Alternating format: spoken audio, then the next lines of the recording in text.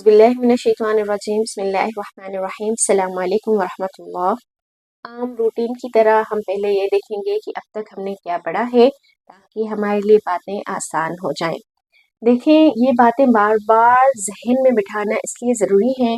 पहले तो अहादीस के बारे में हमारे इर्द गिर्द इतनी बातें नहीं होती कि वो पूरी तरह हमारे जहन में फिट हो जाए, क्योंकि जो बातें हम बचपन से सुनते ही नहीं हैं वो बातें हमें ज़्यादातर सही तौर पर समझ में नहीं आती। तो इसलिए उसूल अहादीस के हवाले से जो जो उसूल या जो जो बातें हमें सीखने को मिलती हैं वो हमारे लिए बहुत ज़्यादा अहम है, और उनको जहन में रखने के लिए बार बार उनका तज़किरा करना भी हमारे लिए ज़रूरी है। और साथ ही हमें एक किस्म की लिस्ट मिल जाए कि अब तक हमने क्या पढ़ा है और अब तक क्या है जो हमने आगे पढ़ना है। तो इंशाल्लाह ये काम हमारे लिए फ़ायदेमंद होगा। हमारे जहन में या हमारे पास एक पूरी लिस्ट मौजूद होगी कि ये पॉइंट्स हैं जो हमने सीखनी है। तो जो जो पॉइंट्स हमने सीख ली हैं या जो पॉइंट आपने बीच में नहीं सीखी उसको नोट करें और ज़रूर सीखने की कोशिश करें। तो सबसे पहले हमने देखा था कि अहादीस की तहरीरी शक्ल में महफूज होने का आगाज़ कैसे हुआ, किस तरह अहादीस को लिखा गया।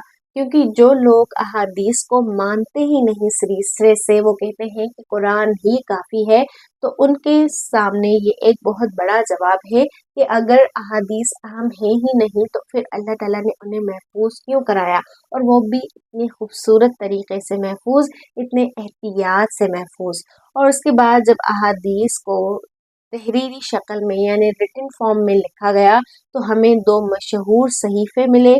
एक सहीफ़तुस सादिक़ा जो आप सल्लल्लाहु अलैहि वसल्लम के वक्त में लिखा गया था, और दूसरा सहीफ़ा हम्माम बिन मनबा जो सहाबा के दौर में लिखा गया था। उसके बाद यूँ आहिस्ता आहिस्ता अहादीस की तदवीन शुरू हुई, यानी अहादीस को जोड़ना शुरू किया गया और हमें सिहाए सित्ता मिली, यानी अहादीस की 6 सबसे बड़ी और सबसे मजबूत किताबें। उसके बाद हमने देखा कि सुन्नत और हदीस में फ़र्क क्या है, सनद और मतन की वजाहत की हमने, जरह व तादील को देखा, जरह तादील क्या है ये भी आपको क्लास में मिल जाएगा। और फिर इल्म मारिफतुल अस्मा वल कुनिया, यानी ये इन दोनों का ताल्लुक सनद से है, यानी रावियों से जो हदीस हम तक पहुंचाते हैं कि हम उन पर जांच कैसे करें, हम उन पर सही या गलत होने का लेबल कैसे लगाएं। क्योंकि अगर एक शख्स खुद गलत होगा तो वो हम तक सही हदीस कैसे पहुंचाएगा। तो इसलिए सहाबा की या ताबईन की या तबा ताबईन की या उनके बाद वाले लोगों की, वो लोग जो उनमें रिवायत देते हैं, हदीस हम तक पहुंचाते हैं, एक तो होते हैं ना जो काबिल कबूल होते हैं, उनके बारे में हमें ज़्यादा वजाहत की ज़रूरत नहीं होती, जैसे अकाबिर सहाबा में से हज़रत अली, हज़रत उमर, हज़रत उस्मान या हज़रत आयशा सहाबियात में से हैं, या उनके अलावा और भी कई सारे सहाबा हैं जो आप सल्लल्लाहु अलैहि वसल्लम के साथ रहें और उनके ज़रिए उन्होंने इल्म सीखा और आगे फैलाया।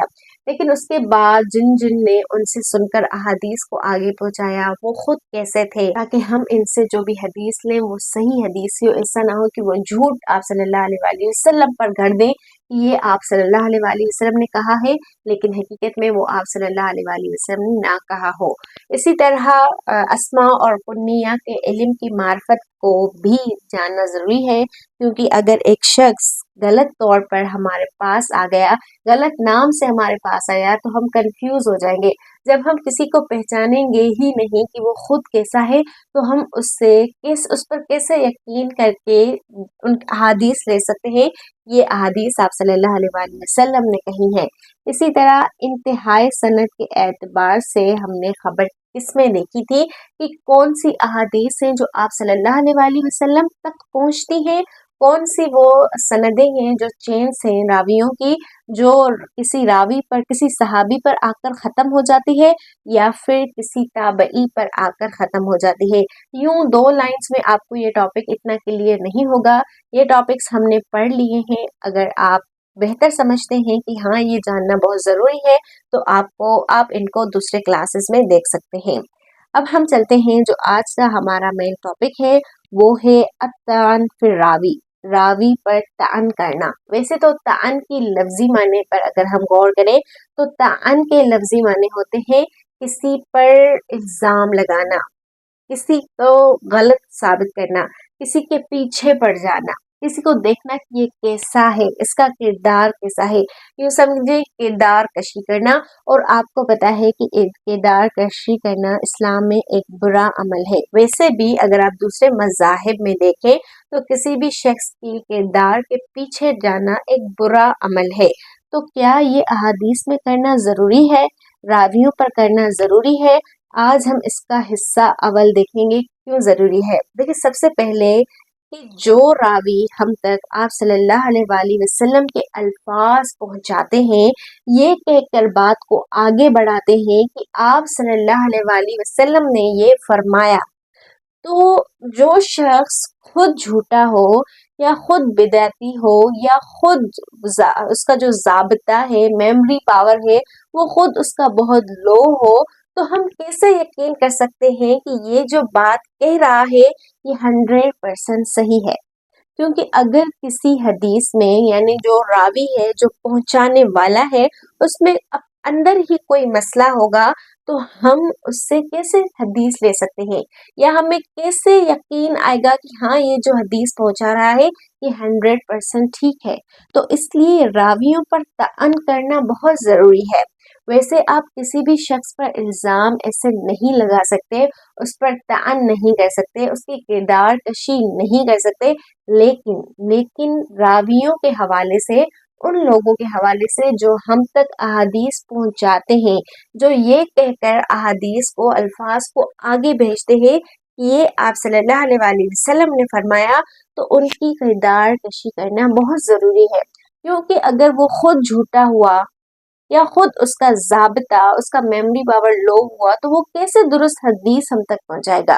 تو حدیث کو صحیح پرکھنے کے لیے، اس علم کو صحیح ہم تک ٹھیک سے پہنچانے کے لیے راویوں کے پر تعن کرنا بہت ضروری ہے، اور اس کا آج ہم حصہ اول دیکھیں گے۔ یہ ایک تھوڑا بڑا ٹاپک ہے، اتنا نہیں، تھوڑا بڑا ٹاپک ہے، تو اس کو ہم نے 2 حصوں میں بانٹا ہے۔ چلے، الطعن فی الراوی کا مطلب ہے حدیث کے راوی یا سند پر، یعنی جو چین ہے جنہوں نے ہم تک احادیث کو پہنچایا ہے، اعتراض کرنا، تاکہ اس کی صداقت، دیانت اور یادداشت کا جائزہ لیا جا سکے۔ اس کی 2 مین اقسام ہیں۔ پہلی قسم ہے عدالت۔ عدالت کا مطلب ہے راوی کی دیانت داری اور کردار کی جانچ، تاکہ یہ پتہ چل سکے کہ وہ دین میں سچا اور قابل اعتماد ہے یا نہیں ہے۔ اور دوسرا اس کا تعلق ہے ضبط سے۔ ضبط کا مطلب ہوتا ہے یادداشت، راوی کی یادداشت اور حدیث کو صحیح طریقے سے یاد رکھنے کی صلاحیت کا جائزہ، تاکہ یہ معلوم ہو سکے کہ وہ حدیث کو درست طریقے سے نقل کرتا ہے یا نہیں۔ تو الطعن فی الراوی کا تعلق کتنی چیزوں سے ہے؟ 2 چیزوں سے ہے۔ ایک عدالت، یعنی اس راوی جو ہم تک آپ صلی اللہ علیہ وآلہ وسلم کی حدیث پہنچا رہا ہے، اس کی دیانت داری اور اس کے کردار کو پرکھنا کہ وہ خود کیسا ہے، وہ خود دین پر سچا ہے یا نہیں، قابل اعتماد ہے یا نہیں۔ اور دوسرا ضبط، یعنی اس کا میموری پاور، اس کی یادداشت، اس کو جو حدیث وہ بیان کرتا ہے صحیح طریقے سے کرتا ہے یا نہیں، وہ یاد رکھنے کی کتنی صلاحیت رکھتا ہے، تاکہ یہ معلوم ہو سکے کہ جو حدیث ہم تک پہنچائی گئی ہے وہ درست طریقے سے نقل کی گئی ہے۔ اگر ہم اور وضاحت سے دیکھیں تو مختصراً دوبارہ میں وضاحت آپ کے سامنے رکھ دیتی ہوں، دھیان دیجیے گا۔ الطعن فی الراوی کی وضاحت کرتے ہوئے ہم نے یہ جانا کہ اس کا مقصد حدیث کے راوی کی صداقت اور یادداشت کو جانچنا ہوتا ہے، تاکہ صحیح حدیث کی نقل کی جا سکے۔ اس کا تعلق 2 اہم اصولوں سے ہے۔ ایک ہے عدالت، جس کا مطلب ہے راوی کا نیک کردار، اور دوسرا ضبط، یعنی راوی کی یادداشت اور حدیث کو محفوظ رکھنے کی صلاحیت۔ تو ہم ان 2 چیزوں پر بات کریں گے۔ آج ہم پہلی چیز کو لیتے ہیں جس کا نام ہے عدالت، یعنی کہ راوی کا نیک کردار، راوی خود کیسا ہے۔ تو عدالت میں ہمیں اس کی مختلف اقسام ملیں گی، اور عدالت کی تقریباً 5 اقسام ہیں۔ ان میں سے پہلی قسم ہم لے رہے ہیں اور وہ ہے راوی کا جھوٹا ہونا۔ یعنی ہم یہ پرکھیں گے کہ جس راوی سے یہ حدیث آ رہی ہے وہ تابعین میں سے ہو، تبع تابعین میں سے ہو، یا ان کے بعد والے لوگوں میں سے ہو، وہ خود جھوٹا تو نہیں ہے۔ اور جھوٹے کی یہاں پر دو قسمیں ہوتی ہیں، ایک جو عام زندگی میں جھوٹا ہو، یعنی عام طور پر اپنی زندگی میں جھوٹ بولتا ہو۔ آپ نے کئی ایسے لوگ دیکھے ہوں گے جو جھوٹ کے بغیر نہیں رہتے، یا جن کی زبان سے جھوٹ پھسل جاتا ہے، لیکن جو زندگی میں ایک دو بار یا ایسے ہی جھوٹ بولتا رہے تو ہم کیسے اس پر یقین کر سکتے ہیں کہ یہ جھوٹ بولنے والا شخص احادیث کے معاملے میں سچا ہوگا؟ ہو سکتا ہے، یہ بھی نہیں ہے کہ ایک بار اگر کسی نے عام حالات میں جھوٹ بول دیا یا دو بار تو وہ احادیث اب جھوٹی ہی بیان کرے گا، ایسا نہیں ہے۔ لیکن پھر بھی احادیث کو صحیح طور پر جانچنے کے لیے کسی راوی کے جھوٹے ہونا، یہ پرکھنا کہ یہ شخص جھوٹا ہے یا نہیں، اس کا اپنا کردار کیسا، یہ بہت ضروری ہے۔ اور جھوٹ ایک تو عام حالات میں بولا جاتا ہے، اور دوسرا جھوٹ دین کے بارے میں بولا جاتا ہے۔ ان دونوں چیزوں کو دیکھنا ضروری ہے۔ یعنی ہم عام زندگی میں اپنے اٹھنے بیٹھنے میں جو جھوٹ بولتے ہیں، ایک جو ہم دین کے بارے میں جھوٹ بولتے ہیں، یعنی ایک چیز دین میں نہیں ہوتی اور ہم کہتے ہیں کہ ہاں یہ دین کا حصہ ہے، تو ان دونوں جھوٹوں میں بہت فرق ہے۔ تو آج ہم دیکھتے ہیں کہ راوی، یعنی کہ جو راوی جھوٹے ہوتے ہیں تو وہ احادیث کو کیوں گھڑتے ہیں۔ ظاہر ہے کہ ایک شخص اگر جھوٹا ہوگا اور وہ آپ صلی اللہ علیہ وآلہ وسلم کی کوئی حدیث ہم تک پہنچائے گا تو اس کا صاف مطلب یہ ہے کہ اس نے حدیث کو گھڑا ہے، اپنی طرف سے بنایا ہے۔ تو کیا احادیث کو گھڑا گیا؟ کیا ان کو اپنی طرف سے بنایا گیا، یا ان کے گھڑنے کی کیا وجوہات رہی ہیں؟ آج ہم ان چیزوں پر بات کریں گے، لیکن اس سے پہلے یہ یاد رکھیں کہ یہ تمام باتیں میں اپنی طرف سے نہیں کہوں گی۔ میں تو خود راویوں کو جانتی بھی نہیں، کیونکہ یہ راوی اور ہم دونوں، کیونکہ یہ راوی، ان کا زمانہ اور ہمارا زمانہ، اس میں لگ بھگ 900 سے 1000 سالوں کا فرق ہے۔ 900 سے 1000 سال۔ تو ہم تو کسی پر یہ عدالت لگا ہی نہیں سکتے، یہ بات لگا ہی نہیں سکتے کہ یہ شخص جھوٹا ہے یا نہیں۔ ظاہر ہے یہ کام ہمارے پہلے علماء نے کیا ہے، پہلے محدثین نے کیا ہے، جنہوں نے احادیث کی جانچ پرکھ کی ہے، اور انہوں نے باقاعدہ طور پر بڑی بڑی کتابیں صحابہ پر، تابعین پر، تبع تابعین پر یا محدثین پر لکھی ہے، کہ جن میں ان کا نام، ان کی شناخت، ان کا قبیلہ کیا تھا، ان کی کنیت کیا تھی، اس کے علاوہ ان کا اپنا کردار کس طرح کا تھا اور ان کا ضابطہ کیسا تھا، یہ تمام چیزیں نوٹ ہی ہیں تاکہ ہم تک دین کی صحیح معلومات پہنچی جا سکیں۔ تو آج کا جو ہمارا مین ٹاپک ہے وہ عدالت کی پہلی قسم، یعنی راوی کے نیک ہونے کی پہلی قسم راوی کے جھوٹے ہونے پر ہے۔ یعنی کہ اگر وہ جھوٹا نہ ہوا تو یقیناً وہ نیک ہے، لیکن اگر جھوٹا ہوا تو اس نے احادیث گھڑنی شروع کی، جھوٹ بولنا شروع کیا۔ تو کیوں احادیث گھڑی جاتی تھی؟ یا واقعی احادیث کو گھڑا گیا تھا؟ یہ کام صرف ہم آج کے وقت میں نہیں کرتے، سالوں سے یہ کام کیا جا رہا ہے، اور اس کی بہت سی وجوہات تھی، جن میں ہم کچھ وجوہات یہاں پر دیکھتے ہیں۔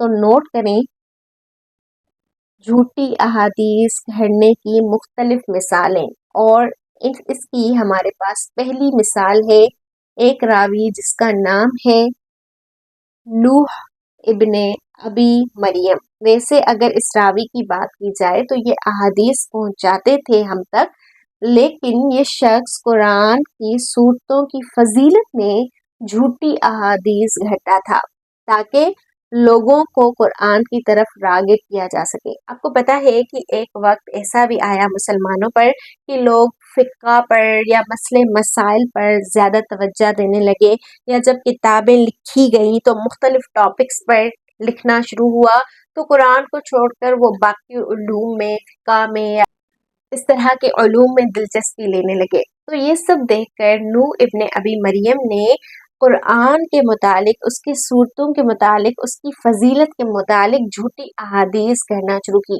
اور اس وقت ان کی نیت اچھی تھی، उनकी नीयत ये थी कि ताकि लोग कुरान की तरफ राग़िब हो जाएं।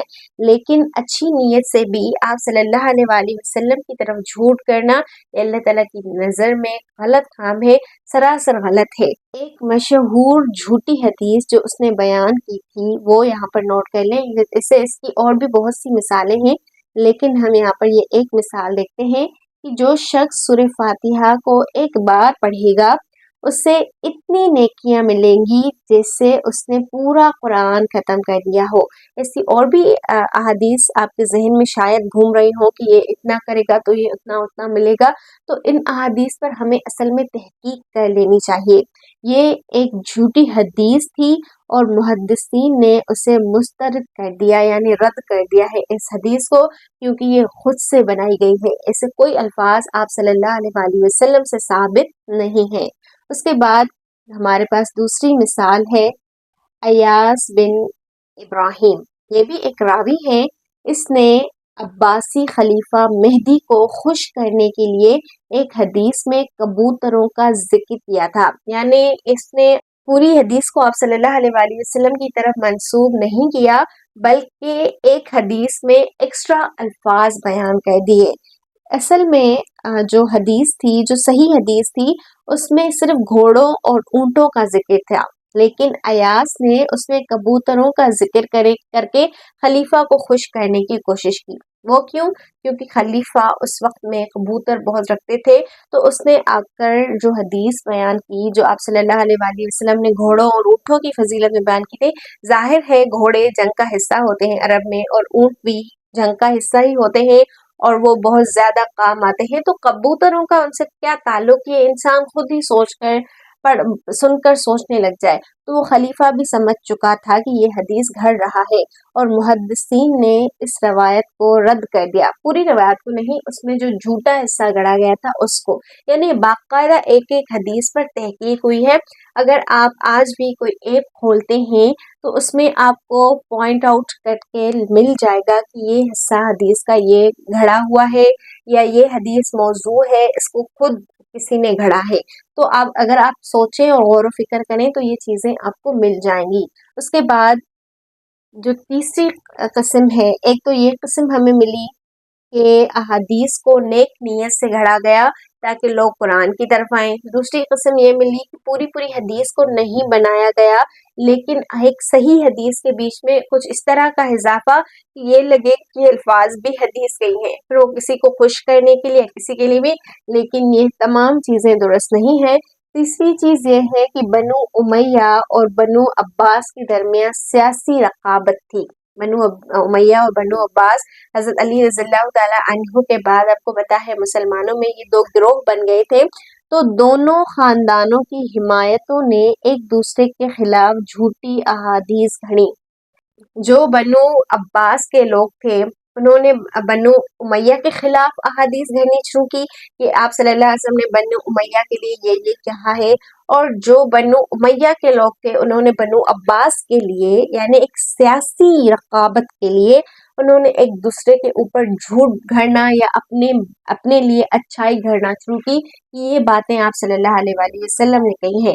अगर मैं आपको बताऊं तो खुद हज़रत अली रज़ियल्लाहु ताला अन्हु के लिए 500 से ज़ायद अहादीस को गढ़ा गया है, बल्कि इससे भी ज्यादा कई अहादीस हज़रत अली के लिए गढ़ी गई है। तो इनका मकसद कुछ ना कुछ होता था, किसी को खुश करने के लिए, किसी को नीचा दिखाने के लिए, और वो अहादीस को घड़ लेते थे, क्योंकि वो मुकम्मल तौर पर जो पूरे मुसलमान होते हैं वो नहीं थे, उनके अंदर दुनिया की मोहब्बत, उसकी रग़बत ज़्यादा थी। तो इसलिए आज हमने बहुत तहकीक और जांच परख के साथ अहादीस पर गौर करना है। जैसे मिसाल है बनु उमैया के हक में ये मनगढ़ंत हदीस बयान की गई है कि अल खिलाफतु फी कुरैशिन मा बकिया मिनन नासी इस्नान, यानी खिलाफत कुरैश में है जब तक ज़मीन पर दो अफराद बाकी रहे, यानी जब तक ज़मीन चलती रहे तो खिलाफत बनु उमैया के ही हक में आएगी। तो ये हदीस बनु उमैया के हुक्मरानों को जवाज़ देने के लिए घड़ी गई थी। इसी तरह एक फ़िरका है हम मुसलमानों में जिसका नाम है कुरआनिया, आप इस पर तहकीक कर सकते हैं। इस कुरआनिया फ़िरके ने क्या किया, इस फ़िरके के लोग नेकी के जज्बे के तहत झूठी अहादीस घड़ते थे ताकि लोगों को दीन की तरफ रागिब किया जा सके। उनका ये मानना था चूंकि वो लोगों को नेकी की तरफ माइल करने के लिए हदीसें गढ़ रहे हैं, इसलिए ये अमल जायज है। और उन्होंने कहाँ से इसकी सनद ली? इन्होंने सनद भी हदीस से ली। आपको पता है एक मुतवातिर हदीस, मुतवातिर क्या होता है वो हम इंशाल्लाह आगे सीखेंगे। एक ऐसी हदीस जिस पर कोई शक ही ना किया जाए कि सही है या नहीं, बिल्कुल दुरुस्त होती है। एक मुतवातिर हदीस में आप सल्लल्लाहु अलैहि वसल्लम ने कहा कि जिसने मुझ पर झूठ गढ़ा वो अपना ठिकाना जहन्नुम में देख ले। ये सही हदीस है। तो इन्होंने कहा कि आप सल्लल्लाहु अलैहि वसल्लम ने कहा है कि जिसने मुझ पर झूठ गढ़ा, ठीक है। आप सल्लल्लाहु अलैहि वसल्लम ने ये नहीं कहा कि जिसने दीन के लिए झूठ गढ़ा। तो दीन के लिए झूठ गढ़ना ठीक है, वो जायज काम है, वो नेक अमल है। इसलिए उन्होंने लोगों को नेकी को जज्बा दिखाने के लिए झूठी अहादीस गढ़ना शुरू की। और इसकी मिसाल है हमारे पास, जैसे इन्होंने कुरान की तिलावत और इबादत की फजीलत में झूठी झूठी अहादीस गढ़ना शुरू कर दी। यानी ये नफिल इस तरह पढ़ोगे, इसमें 12 बार ये पढ़ोगे, 13 बार ये पढ़ोगे तो इतना इतना इतना सवाब मिलेगा, उतना उतना ये मिलेगा। और इन चक्रों में पढ़कर आपको पता है इंसान सिर्फ कुरान की तिलावत में लग गए या फिर उन उन नफलों में लग गए जिनका सिरे से कोई ताल्लुक है ही नहीं हमारे आप सल्लल्लाहु अलैहि वसल्लम की सुन्नत के साथ, और फर्जों को छोड़ दिया। यानी बहुत बुराइयां आई है। आप ये ना सोचें कि ठीक है तो क्या हुआ, दीन बदलना, अल्लाह की शरीयत को बदलना ये हम इंसानों का काम नहीं है। हम अल्लाह ताला को क्या जवाब देंगे क़यामत के दिन कि अल्लाह हमने आपके दीन को फला फला नेकी के लिए बदला। यानी कि हम अल्लाह ताला को कहते हैं कि अल्लाह आपको सही इल्म नहीं था, आपने हम तक सही नहीं पहुंचाया, हमने उसमें रद्दो बदल करके सही कर दिया, तो ये अल्लाह के खिलाफ जाना है। तो अल्लाह ताला हमें इन तमाम चीज़ों से बचाएं। अब आखिरी नतीजा जो हमने निकाला इन तमाम चीज़ों से वो ये है कि ये तमाम मिसालें इस बात को साबित करती हैं कि हदीस गढ़ने का मकसद चाहे नेक हो लेकिन उससे दीन की बुनियादें कमज़ोर होती हैं। आपको पता है आज कितने फ़िरक़े बन गए हैं, कितने टोले बन गए हैं, कोई कुछ कहता है, कोई कुछ कोई कहता है, कोई कौन सी हदीस लाता है, कोई कौन सी दलील लाता है। तो ये सब पीछे से जो अहादीस घड़ी गई थी उनकी वजह से है कि हमारे दीन की बुनियादें कमज़ोर हो चुकी हैं, उसकी रूह निकल चुकी है। मुहद्दिसीन ने ऐसी झूठी अहादीस को मौजू, ये लफ्ज़ नोट कर लें, जो भी मनगढ़ंत हदीस होगी ना उसको मौजू कहा जाएगा। अगर आप कभी सुने ना कि ये हदीस मौजू है तो इसका मतलब ये है कि ये खुद हाथों से घड़ी गई है, यानी ये अल्फाज आप सल्लल्लाहु अलैहि वसल्लम के नहीं है। तो मुहद्दिसीन ने ऐसी अहादीस को मौजू करार करके रद्द कर दिया है और इस बात पर जोर दिया है कि दीन की हिफाजत के लिए सही हदीस की रिवायत ज़रूरी है। तो आज हमने अदालत की सिर्फ पहली किस्म देखी है जो कि रावी के झूठे होने पर है, या ये देखा कि अहादीस क्यों घड़ी जाती हैं, अहादीस के बारे में झूठ क्यों बोला जाता है। कल हम इंशाअल्लाह अदालत की दूसरी किस्मों के साथ मिलेंगे। अस्सलाम वालेकुम।